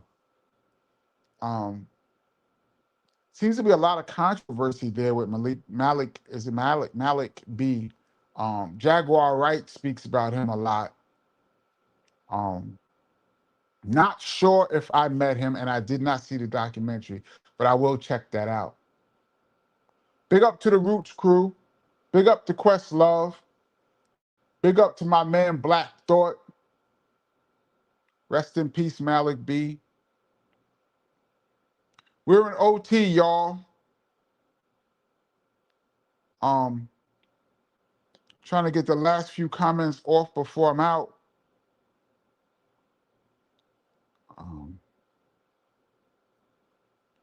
Let's see. There's 16 comments since I just took that last comment.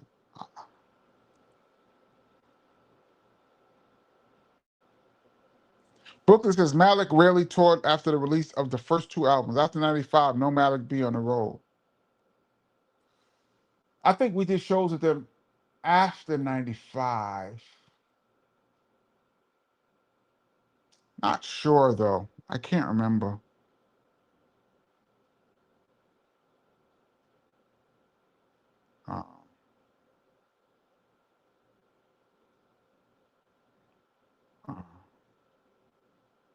Nedved says, yo, big up KP. You copped the MC sample yet? No.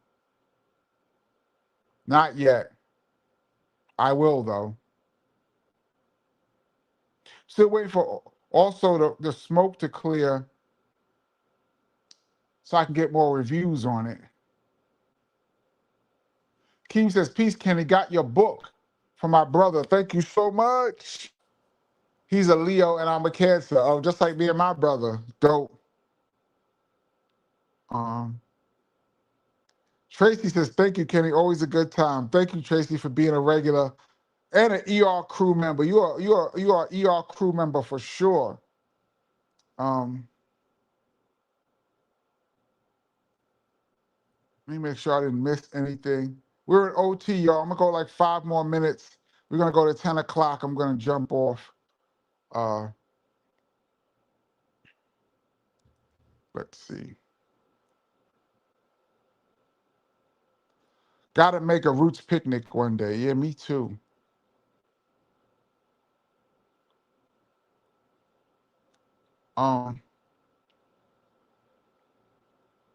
Let's see. KP, did you hang out at Club Sugar Hill in Brooklyn back in the day? No, I didn't really hang out in Brooklyn that much. Most of my hanging out was in Manhattan. I did Bronx clubs. There had a couple clubs I would go to, a couple Queens, a couple spots. I didn't really hang out. Brooklyn was just too wild in my day. Hanging out in Brooklyn was too much. Brooklyn was too much in the Manhattan Club. Imagine going to Brooklyn. Where was Sugar Hill?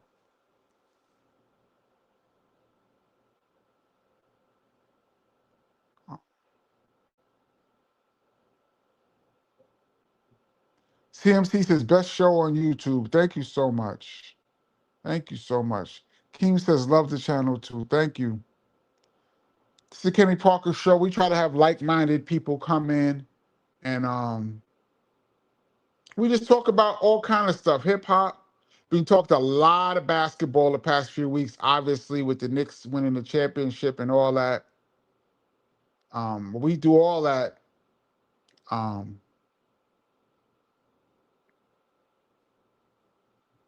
but thank you. I really appreciate you guys who enjoy the show. I enjoy it as well. Um, did you ever hit Union Square? Robert, you got to get the book. Oh, you got to get the book, Robert. I can't even go into detail. I go into so much detail about Union Square that you got to get the book to understand. And there's a KP. Who's a Cancer? You or Chris? I'm a Cancer. Me, July 9th. Um,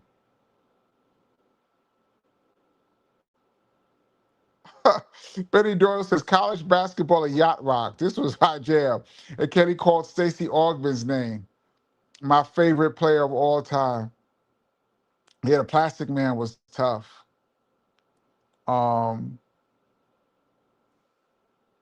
Dean Izzy says KP Sugar Hill was in Bed-Stuy on Lafayette and Nostrand. Oh, no, I didn't hang out in Bed-Stuy. Uh, even though I didn't live far from there as a teen, but I didn't hang out there as an adult. No. Oh, I'm pretty sure I wasn't there. Ilroy, thank you so much. Kenny, I got the book but can't remember. Did your brother Ed give you a heads up about the shout out on my philosophy? Or did you catch it off guard? I caught it off guard. I had no idea it was coming. Zero. Zero. My friends told me about it. They heard the song before I did. It's crazy. And then when I spoke to Chris about it, he was just all nonchalant. Like, yeah, I gave you a shout out. We're like, what's the big deal? uh, we got 3 more minutes, y'all. And I'm going to jump off. Robert said, I'm definitely getting the book. Thank you so much. There's so much about that era that's in the book. Isaiah says, KP, rare rap records from 1981. Sheesh. I don't know about rare. Back then I knew what was like popular, the big records. 81.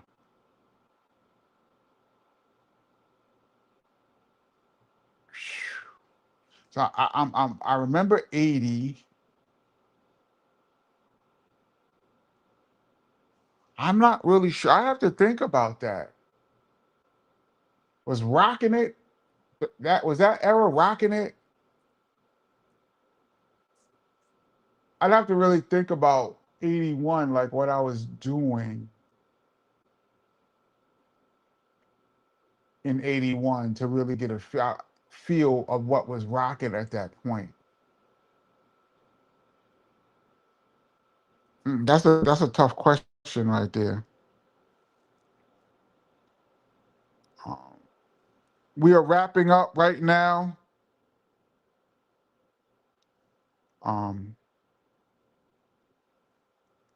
This is the Kenny Parker Show. We got like a minute, then I'm gonna jump off.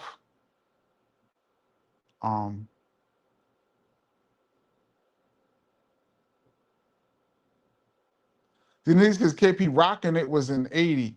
Nah, Rocking It. Nah, that was after 1980, Denise, I think. I could be wrong, but I feel like that was later on. 81, was that Flash? That was like Birthday Party and all that. It's Nasty, right? And Treacherous 3. Feel the heartbeat. We're the treacherous three. We got a new heartbeat. I think that was like the record in '81. And Catch the Beat, right? T-Ski Valley. Yeah, Catch the Beat was big. '81.